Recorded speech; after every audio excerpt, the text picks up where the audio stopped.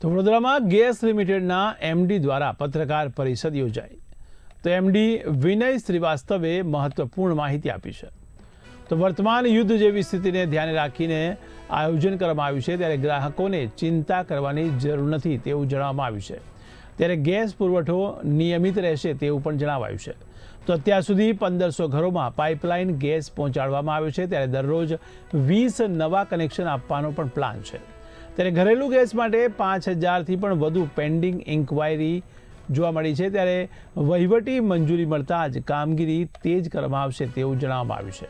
તો મોટી ઇન્ડસ્ટ્રીઝમાંથી પણ ગેસ માટે 5 ઇન્ક્વાયરી મળી છે તેવું જણાવવામાં આવ્યું છે.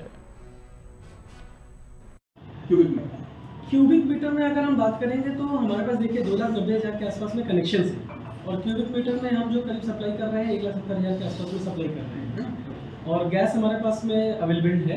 सो गैस की कोई चिंता नहीं है. गैस हमारे पास थोड़ी सी कॉन्ट्रैक्ट्स हमारे पास में गेल से कुल मिला के 11 से 12 कॉन्ट्रैक्ट्स अलग अलग टाइम पे एग्जीक्यूट किए हुए हैं.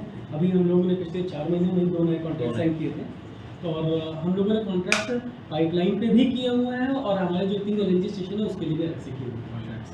तो गैस की सप्लाई की समस्या अभी नहीं है, कंफर्टेबल. इंडस्ट्रीज में कुछ कटौती की है पूरा जा रहा है. इंडस्ट्री में सर्कुलर जो गवर्नमेंट की गाइडलाइन आई थी उसके हिसाब से हमने 80% का उनको कन्वे किया हुआ है.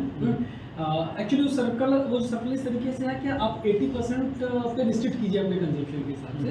80% के ऊपर जो भी आएगा तो उसमें गैस की कॉस्ट नेचुरली बढ़ेगी.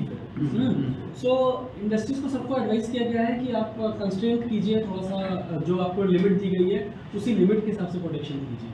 तो वैसा चलता है. ये वडोदरा में